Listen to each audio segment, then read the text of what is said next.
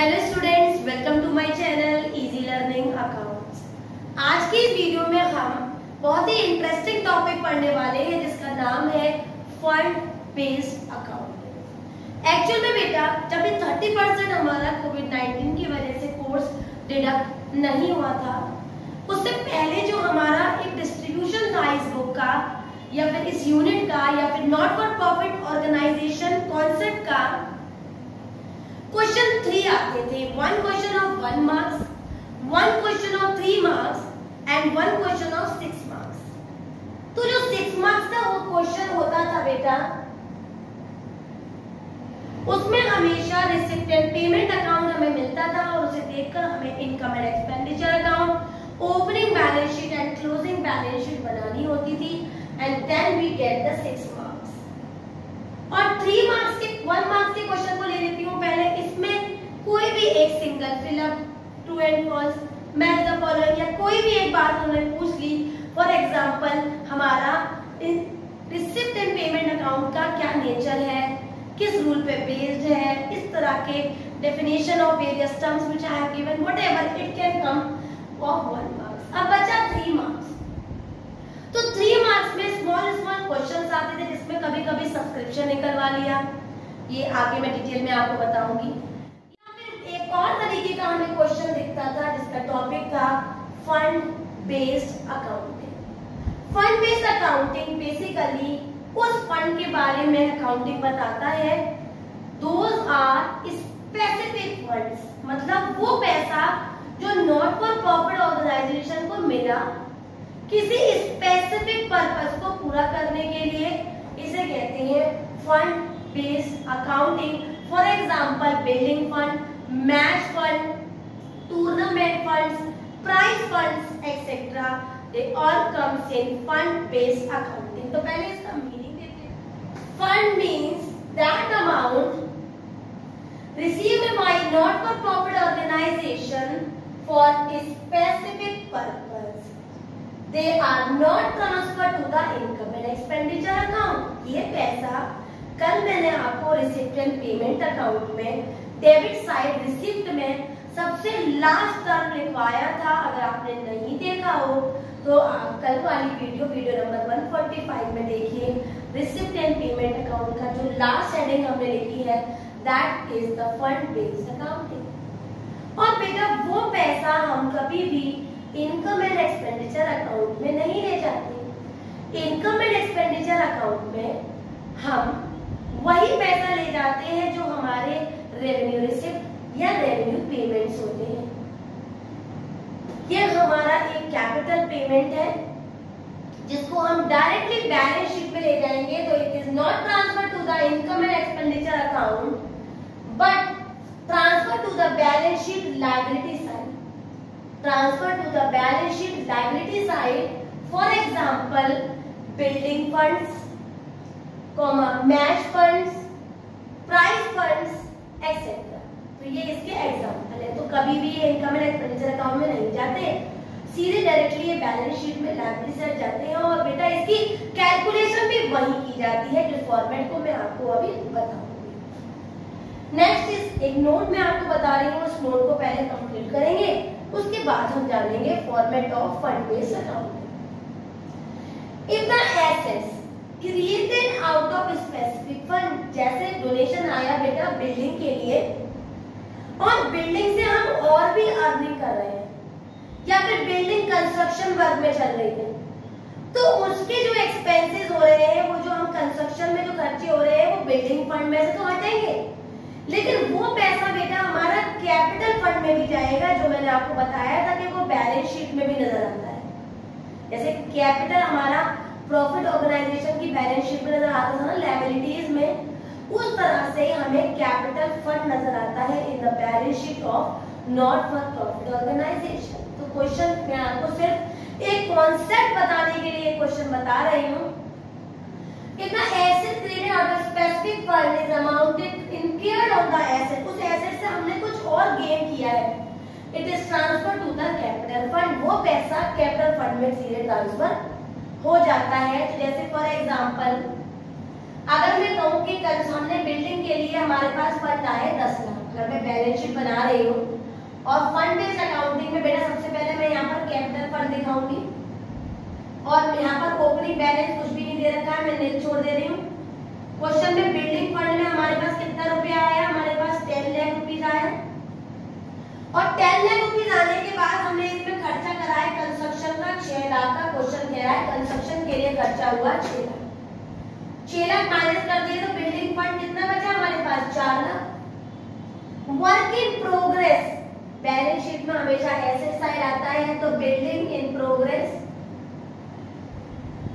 या under construction यहाँ पर लिखेंगे। और बेटा यही सेम पैसा हमारा, क्योंकि ओपनिंग फंड हमें नहीं दे रखा कैपिटल का, हम यहाँ पर वैल्यू शो करेंगे क्या चीज 6 लाख की कैपिटल फंड में ऐड कर देंगे, तो कैपिटल फंड हो जाएगा हमारा 6 लाख। तो ये कॉन्सेप्ट बताना बहुत जरूरी था, इससे बेस क्वेश्चंस आ जाते हैं।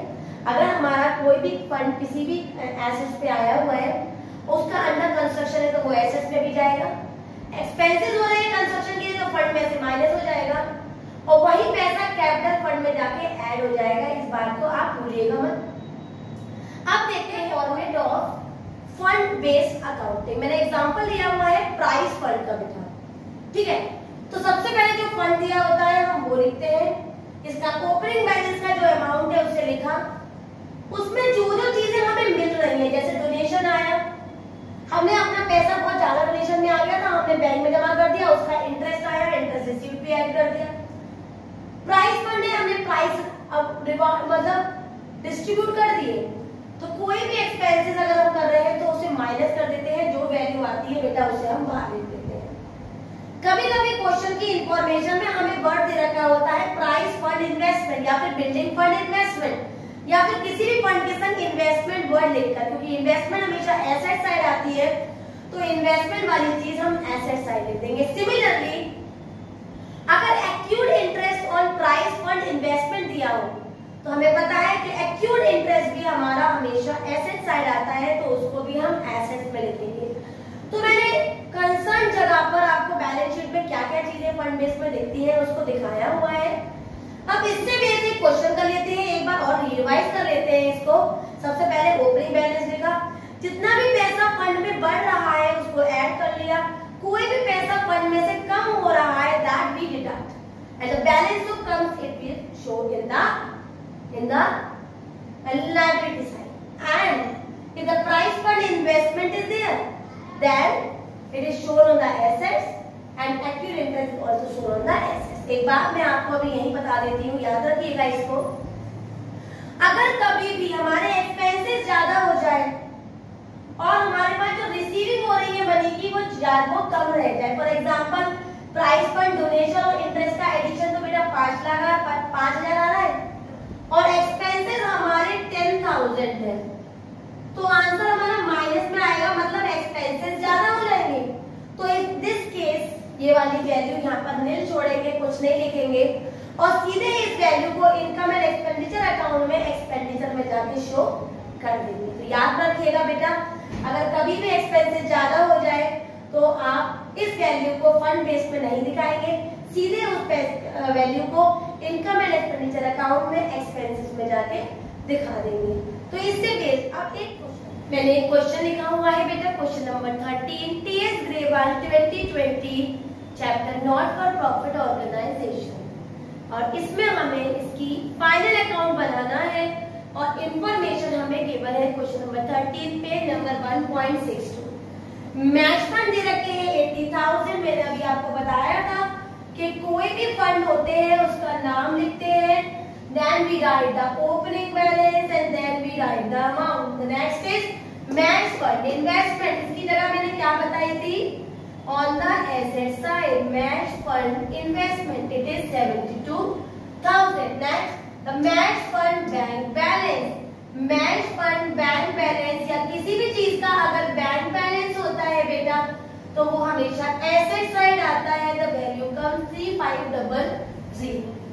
Interest on match fund investment, पैसा हमारे पास आया, we add interest on match fund, how much it is 2880 and less कर देंगे match expenses match expenses that is 5500।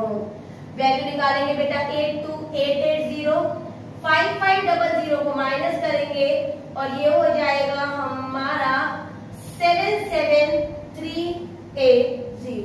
So the liability side, the match fund is 77380 and the asset side the value is 72,03500 on the bank balance। इसकी balancing basically हम नहीं करते हैं क्योंकि हम केवल शो कर रहे हैं in the balance sheet, we are not preparing the balance sheet. तो याद रखिएगा अगर क्वेश्चन है only to show the balance sheet the given amounts then only to balance them।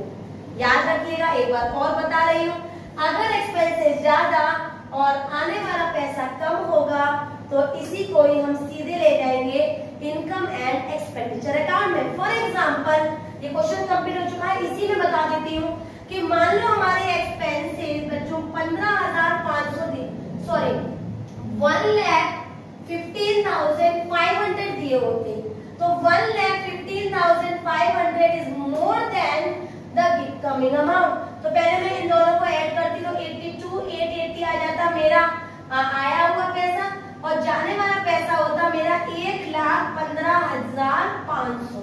Value minus कर देती मैं आपस में 9 10 11 12 13 14 ये आ गया 6 and here comes 2 and this is 3। तो यहाँ पर 32,620 को मैं इनकम और एक्सपेंडिचर अकाउंट बनाती, एक्सपेंडिचर अमाउंट इनकम अमाउंट और यहाँ दिखा देती मैच एक्सपेंसेस।